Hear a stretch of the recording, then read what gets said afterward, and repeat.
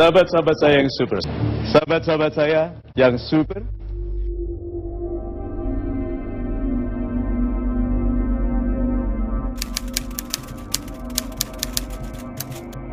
Redupnya karir sang motivator salam super, Mario Teguh.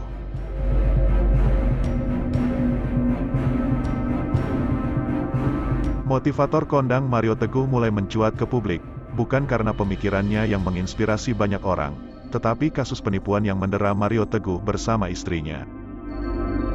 Namun jauh sebelum itu, karir sang motivator telah meredup. Hal ini karena banyak kontroversi yang dialami Mario Teguh yang membuat namanya tenggelam. Padahal, dirinya merupakan salah satu motivator andal yang terkenal gegara acara motivasi di stasiun televisi. Berikut sebab musabab karir Mario Teguh meredup. Profil Mario Teguh. Mario Teguh lahir di Makassar pada tanggal 5 Maret tahun 1956, dari pasangan Siti Maria dan Gozali Teguh. Nama asli dari Mario Teguh adalah Sis Mariono Teguh. Namun, saat tampil di publik, ia menggunakan nama Mario Teguh. Mario Teguh merupakan motivator handal di Indonesia yang terkenal berkat acaranya di salah satu stasiun televisi swasta. Dengan memberikan kata-kata bijak dan motivasi, Mario Teguh sendiri adalah seorang Muslim. Pendidikan Mario Teguh.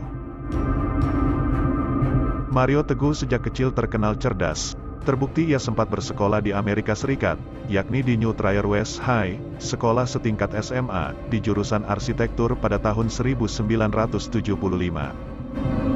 Lulus dari New Trier West High, Mario Teguh kembali ke Indonesia, dan melanjutkan pendidikannya di IKIP dengan jurusan linguistik dan pendidikan bahasa Inggris. Setelah itu ia kembali melanjutkan pendidikannya di Jepang, dan mengambil jurusan International Business di Sofia University.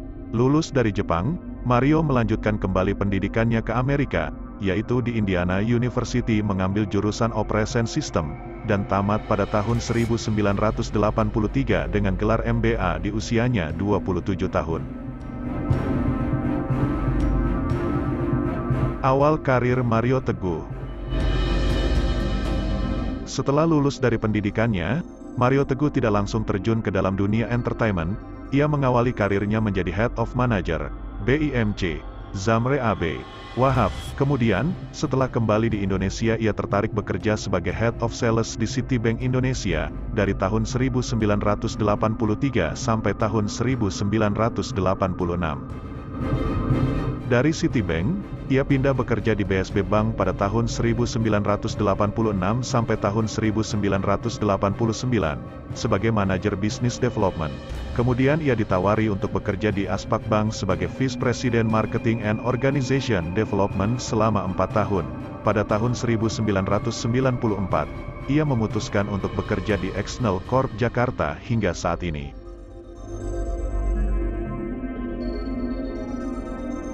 Awal menjadi motivator. Pengalamannya yang banyak dalam bidang bisnis, menjadikan Mario Teguh sering menjadi pembicara di program Business Art di O Channel tahun 2007. Karena kepintarannya berbicara dan menyusun kalimat yang apik serta memiliki ciri khas menyenangkan, membuatnya ditawari menjadi seorang motivator dalam acara Golden Voice. Dari program itulah nama Mario Teguh dikenal hingga saat ini, dan berbagai penghargaan telah diraihnya. Selain dikenal sebagai motivator, Mario Teguh juga dikenal sebagai konsultan, pengusaha, psikolog dan penulis. Beberapa buku yang ditulisnya seperti Becoming a Star, 1 Million Second Chance, Life Changer, dan Leadership Golden Voice. Kehidupan pribadi Mario Teguh. Tentang kehidupan pribadinya, Mario Teguh memiliki istri yang bernama Lina Teguh, dan dari pernikahannya dikaruniai 2 anak, yaitu Audrey Teguh dan Marco Teguh. Belakangan terdapat pernyataan dari anak laki-laki yang mengaku sebagai anak biologis dari Mario Teguh. Namun pernyataan tersebut disanggah oleh motivator itu, dan menyatakan bahwa Aryo Kiswinar bukanlah anak kandungnya. Dikutip dari berbagai media, ternyata Mario Teguh pernah melaksanakan pernikahan pertamanya dengan wanita bernama Aryani Sunarto, sebelum menikahi Lina Teguh. Hancurnya karir Mario Teguh. 10 tahun dibangun ternyata karir Mario Teguh hancur, setelah ada beberapa kontroversi menerpanya, membuat karir Mario Teguh meredup. Padahal, Mario Teguh merupakan salah satu motivator terkenal berkat kata-kata motivasinya yang membangun. Inilah sebab musabab karir Mario Teguh meredup. Tak akui anak kandung. Redupnya karir Mario Teguh bermula dari dirinya yang tidak mengakui Aryo Kiswinar sebagai anak kandung. Padahal, Aryo merupakan darah daging Mario Teguh sendiri. Memang kemunculan Aryo Kiswinar di saat karir Mario Teguh sedang di puncak-puncaknya. Karena tak mengakui Aryo Kiswinar anak kandung, Mario Teguh langsung panen hujatan dari publik, yang membuat karirnya ikut meredup. Panen hujatan ini, membuat Mario Teguh memutuskan untuk mundur dari layar kaca. Namun perlahan, akhirnya Mario Teguh mau mengakui Aryo merupakan anak kandungnya. Terlibat kasus penipuan. Mario Teguh tersandung dalam kasus dugaan penipuan bisnis skincare dan penggelapan uang senilai 5 miliar rupiah. Aksi ini dilakukan oleh sang motivator bersama sang istri. Belakangan, Mario dan Lina telah dilaporkan oleh pengusaha skincare Sunyoto Indra Prayitno ke Polda Metro Jaya.